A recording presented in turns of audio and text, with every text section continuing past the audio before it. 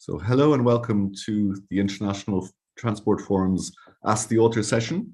Today we're looking at our latest study, which is on how improving public transport and shared mobility can reduce urban passenger emissions.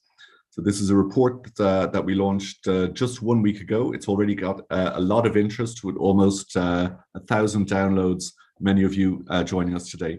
So if you haven't been at an Ask the Author session before, the format is a 30-minute quickfire format. We'll give you a 10-minute presentation with the report's lead authors on the methodology, the main findings, and our recommendations. And then the main impetus is for you to have your questions answered by our experts online live. You can already do that by using the Q&A function in your Zoom window if you're joining us on Zoom. If you still want to register and you're on YouTube or LinkedIn, you can click on the registration link and join us automatically into the chat. So this is a study, of course, which is very significant given that urban travel accounts for almost 40% of passenger transport's global emissions. That's set to increase greatly. So I'm joined today by Josephine Macharia, who's our lead author of the study and policy analyst at the International Transport Forum, and Mallory Trouvé, who is a modeler and analyst at the Transport Forum. So don't hesitate to put your questions in from now into the Q&A. Mallory will kick us off with the beginning of the 10-minute presentation, followed by Josephine, and then we'll be ready to take your questions. So over to you, Mallory. Thank you, Ronan. Hello, everyone. So I'll present you the output of this study. So on the question of how improving public transport and shared mobility can reduce urban passenger transport emissions. And I want also to thank some of our colleagues who contributed to this study, namely Luis Martinez and Guneng Chen for their advice on policy analysis and modeling, and also Hilary Gaborio for the editorial reviews, and Elizabeth Windich for the overall reviews. So first, why do we care about urban passenger transport? Well, because it is growing a lot, and it is raising a lot of issues all over the world. It is boosted by, at the same time, demographic growth, economic growth, and urbanization. It means you have more persons traveling more, and they are even more concentrated in cities. As you can see on the graph on the right, it is more located in the growth is more located in emerging economies such as Africa, Asia, Oceania, and Latin America. And clearly it changes the paradigm of urban passenger transport. The issue that is rising is that this growth is mostly achieved via private vehicles, and this has a lot of impact on congestions, on related emissions, and on the traffic safety, which in turn have some impact on the livability of cities. So here comes the questions: how can improving alternative to private vehicles, namely collective mobility, shared mobility, and active modes of transport, reduce urban passenger transport emissions? Next slide, please. So how do we address this topic? We address it using simulation of scenarios of policy measures to test the impact of these on emissions. How do we do it? We do it with the ITF Global Urban Passenger Transport Model 2021, which was developed for the ITF Transport Outlook 2021, which is a model representing the evolution of cities all over the world. So we consider 10,000 cities, and we represent their growth up to 2050 and their related urban passenger transport system growth and emissions. And like this, we are able to test what would be the impact if we consider a higher level of service of transport, of public transport, for instance, or a higher growth of shared mobility. What is the ultimate impact by 2050 on total urban passenger transport emissions? If you want to have more information on this topic, we have 3 resources. One is the Transport Climate Action Directory hosted by the ITF and listing transport policy measures and technology development and their related impact on travel demand and on CO2 emissions. We have also the ITF Transport Outlook, and I also advertise the upcoming ITF Transport Outlook 2023 that will be out on the 24th of May during the summit in Leipzig. So you can consult this major flagship publication of the ITF. And last, we have also done in the past a similar study focusing on freight transport that you can consult via the link that was sent in the chat just now. So now I'm handing the floor to Josephine, who will present you the main takeaway of this study. Thank you, Mallory. As Mallory mentioned, we identified a list of potentially effective measures and then combinations of those measures and assessed how they would impact urban passenger emissions.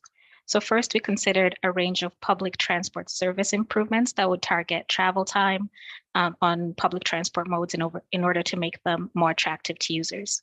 Those improvements included actions such as repositioning stops to increase travel speed, increasing the frequency of routes so that overall travel time decreases, and integrating fares to reduce the amount of time that's spent boarding and alighting from vehicles. These improvements resulted in a marginal increase in public transport trips, but only a slight reduction in emissions. The reason for this is that public transport already has low emissions per passenger kilometers compared to other modes. So in order to attract more users, improvements really need to go beyond service improvements, especially as cities typically grow faster than the service can grow to serve the travel needs of all the residents. Second, we considered a range of incentives to increase the supply of shared services, which would then decrease the reliance on private vehicles. Incentives to increase the supply of shared services can include supportive regulation to allow shared services to operate, differentiated tolls for higher occupant vehicles, that sort of thing. These measures were shown to have a higher impact on emissions with a decrease of nearly 4%, and they also resulted in fewer private vehicle trips. However, they also impacted public transport trips, as some of those trips were shown to shift to shared services. The reason for this is that shared services can be more flexible than public transport. So in some instances where the public transport system might not be as developed, for example, they can be an attractive option. However, it's worth noting that for increasingly sprawling cities, which are also getting bigger geographically, shared services can be less attractive for longer trips. And as the urban population grows, they might result in more congestion as well. The limitations of applying those measures separately kind of illustrated to us the opportunity to take a more integrated approach. So where public transport is limited, shared services can be a more sustainable opportunity for urban dwellers to access the different activities that they need to undertake. And given that context, we then looked at combining these measures to further reduce private vehicle use and emissions as a result. This approach resulted in 4% lower emissions than the baseline, and actually didn't end up affecting the public transport mode share as much as the shared services implemented on their own. So this is really beneficial because it shows that you can maintain accessibility even as cities expand and urban passenger travel demand grows if you take an integrated approach. But as we mentioned, service improvements alone can have a limited effect on mode share. So we also looked at what impact infrastructure investment to prioritize sustainable modes would have. So we're thinking of infrastructure improvements such as dedicated pedestrian infrastructure or cycling facilities, or priority measures for surface transit, which would help them improve their operating speeds. So by taking these actions to prioritize sustainable modes, you can also have a larger impact on overall mode share for these modes. In fact, including the infrastructure improvements to the two-pronged approach resulted in an 8% decrease in emissions, so significantly higher than the previous scenario. And we find that this scenario illustrates the importance of the structure of cities. So having various sustainable transport modes available is important, but so is the land use aspect. In cities that are more dense or have more mixes of land uses, people can make shorter trips to access different types of opportunities. And that makes active modes more viable, as well as public transport, because the access to the public transport can be reduced. So integrating land use policy with transport policies that prioritize sustainable modes can really shape the future of urban travel as cities grow. But we want to note that this is still not enough to reach the goals of the Paris Agreement. So to do that, we'll need to take more ambitious interventions and more complete interventions, really. So that will include looking at pricing measures, regulatory measures, and improvements to vehicle technology in conjunction with service and infrastructure improvements. To illustrate the importance of an integrated approach, we looked at the effect on emissions on improving the informal vehicle fleet, which tends to be older vehicles, and as a result, they are higher emitting. So if those vehicles were to improve in emissions at the same rate as buses to 2050, then there could be a further 12% decrease in overall emissions compared to the baseline, which is an additional 4% over the previous scenario. So in addition to measures such as improving the public transport service and investing in infrastructure for sustainable modes, it's important to consider regulations such as emission standards or incentives to improve the vehicle fleet in conjunction and really take an integrated approach in order to get closer to the goal of the Paris Agreement. Thank you. Thank you very much indeed, Josephine and Mallory, for a very concise summary of what's actually a very, very dense study and report. The impetus now is to take your questions, so don't hesitate to put in your questions to the Q&A function in the Zoom window. And just to get us rolling, Josephine, you referred there to improving the informal services, and I guess that's linked into emerging economies in particular. So it's very sobering for us to see the Paris Agreement line in your last graph. Can you speak to us a bit about how the challenges may be different in emerging economies compared to elsewhere?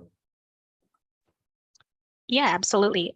As Mallory mentioned, a lot of the growth that we're seeing in cities is actually happening in emerging economies.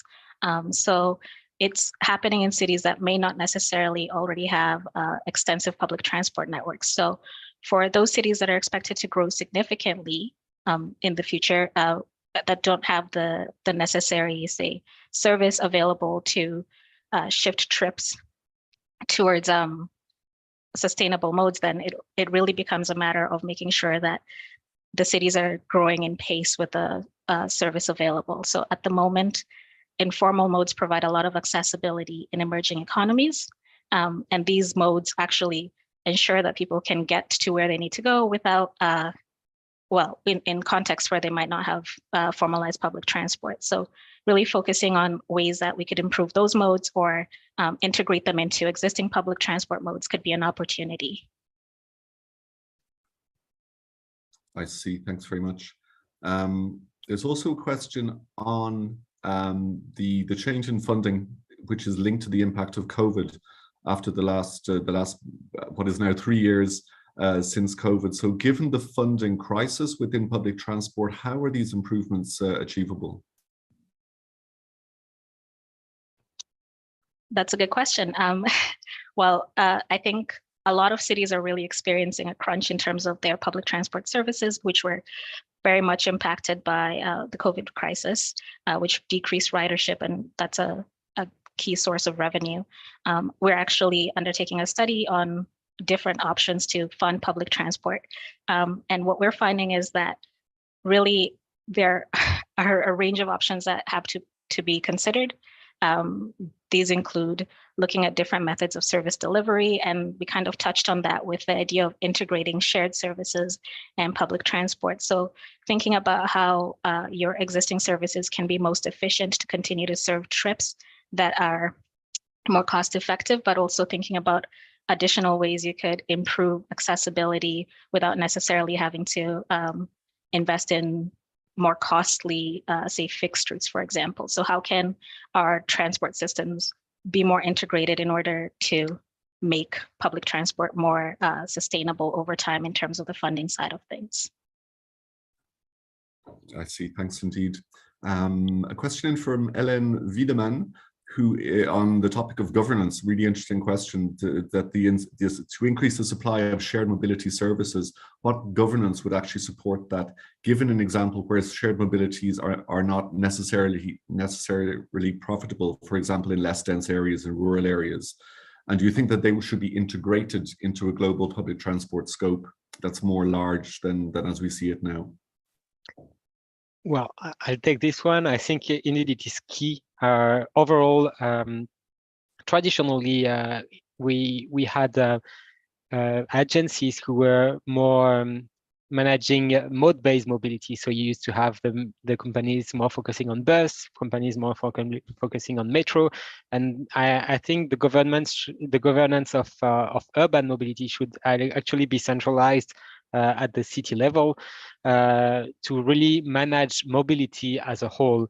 So we are here really pushing forward for the development of Metropolitan Transport Authority, which are not only addressing the question of public transport, they're also encompassing active transport and here shared mobility. And there's a big question on how to set them up and how to give them the regulation power over and the organization power over shared mobility operators, because often shared mobility emerges in a city as a private sector initiative, and there's a question on how to get this back into these overall authorities managing mobility at the whole city level. But the question on how to do this, I guess it's really dependent on the field. The question is not the same in Europe than in the US or than in an emerging economies, for instance. But overall, our general recommendation at the ITF are to go to a more integrated approach, managed at the city level, and also when I'm talking about centralization of mobility, I'm here talking about the centralization of the competencies at the metropolitan level, not at the national level. Typically, this kind of skills should be deconcentrated from the state to the metropolitan level, but at the metropolitan level, they should be aggregated among all the transport service providers. Thanks, Mallory. There is a quite specific question from Ted Johnson. Thanks for your question, Ted. About the methodology, have you used or are you aware of the GTFS new data tool? I know that we are, because it was developed by a former Young Transport Researcher of the Year, awardee of the ITF, Rafael Pereira, who's written a very nice blog on this for us.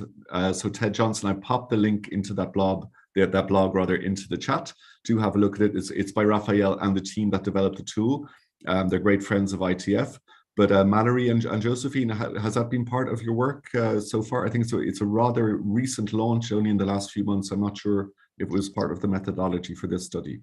Well, I'll talk about it because for the ITF Global Urban Passenger Transport Model, we used GTFS data input, but this tool here, which is directly linking this GTFS to emissions, we don't use this tool, but we use GTFS data to actually estimate the quality of service of public transport all over the world.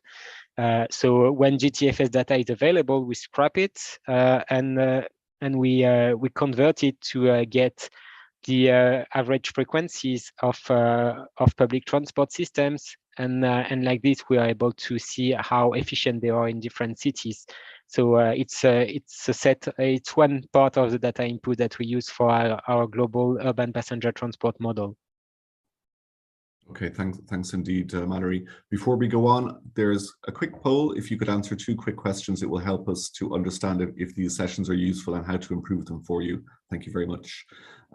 There is a question from Jason Cheer about the cultural shift that's needed sometimes. Jason refers to particularly North American cities having a culture of private vehicles that's very strong, and what policy or investment do you see can actually change this towards public transport?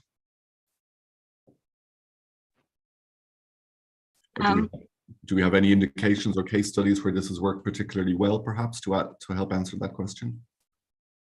I'll have to think about particular case studies, but I think we kind of pointed to this or started to chat about it a little bit, is the importance of land use policy being integrated with transport policy. And Mallory also alluded to the importance of metropolitan transport authorities thinking about mobility as a whole and not just thinking about their specific competencies.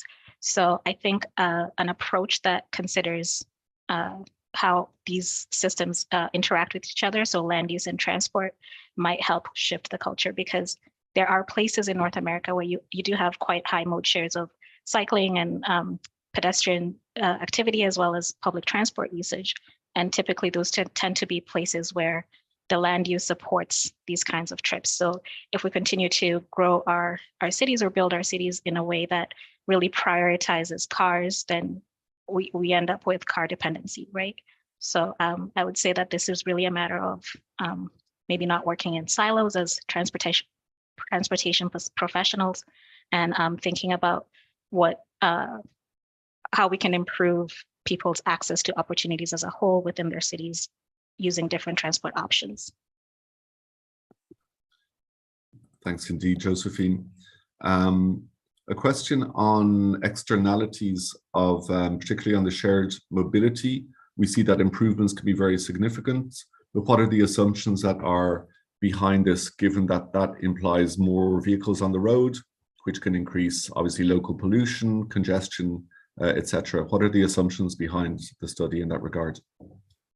Well, regarding shared mobility, indeed, it's important to talk about the assumption, because if we are promoting shared mobility vehicles, but that these vehicles are actually heavily emitting, then it's not efficient at all. It's actually the reverse that is happening. So, so these shared mobility solutions should at least rely on vehicles that are cleaner than the existing than the average existing vehicle fleet.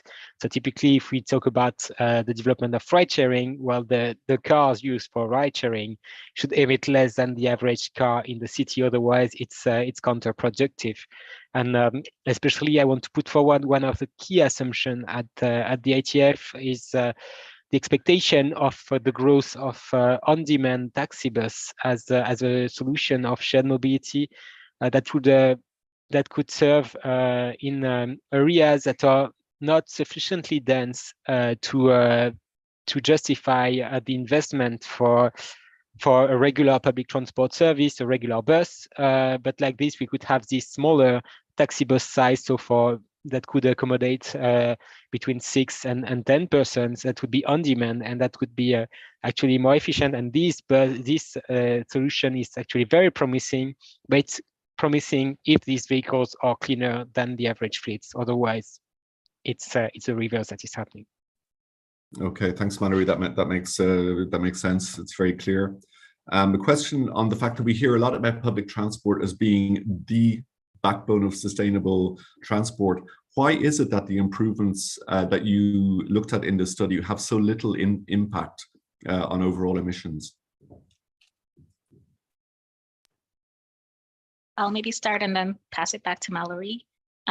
Mostly just wanted to note that public transport is already very efficient, right? Because there's higher load factors. There was more people using the single vehicle. So it's already quite efficient. So service improvements alone are basically not enough for public transport modes is what I would say. But then I'll pass it back to Mallory on the detailed assumptions.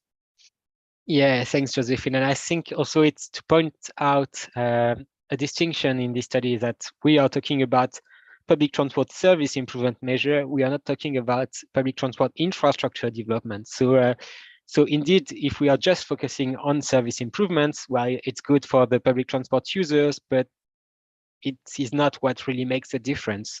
What makes a difference is improving the access to a public transport system. So developing, increasing the coverage of public transport systems so that they can cover a wider area and attract more people. So here it is, what is the key if we really want to create a mode shift toward public transport. And it is even more important than, as we observed at the beginning, the growth is happening mostly in emerging economies where these public transport systems are already quite stretched out and need to be expanded, need expansion. And so so clearly one of the measures that we didn't try in this study is this extension of public transport services, public transport infrastructure that are also key to consider to achieve the decarbonization of urban passenger transport. Thanks indeed, Josephine and Mallory. There's a quick link in the chat to subscribe to our newsletters. There will be more about this and generally decarbonizing transport in the months to come, so do stay tuned. We've time for one or two more questions, so don't hesitate to put them into the Q&A function. Very quick question from Carolina Martinez. How long has it taken to do this study? Well, I'll go for it as I manage the development of this study. It's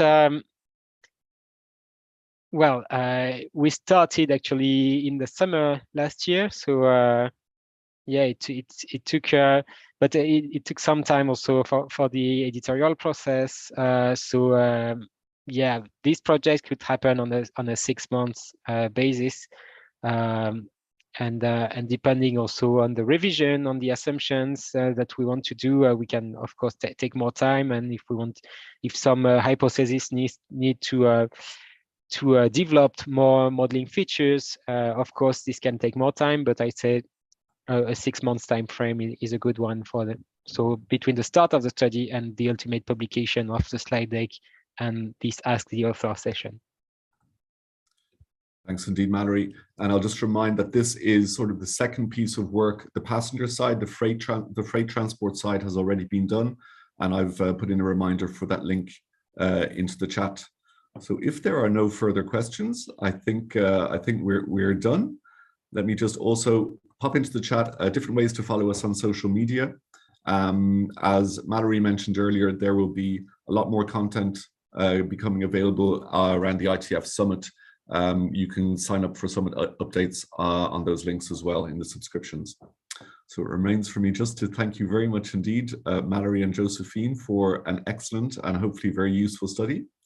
And we'll see you. Thanks for joining. Thanks obviously for the participants joining the Ask the Author session today, and we hope to see you soon. Thank you. Thank you.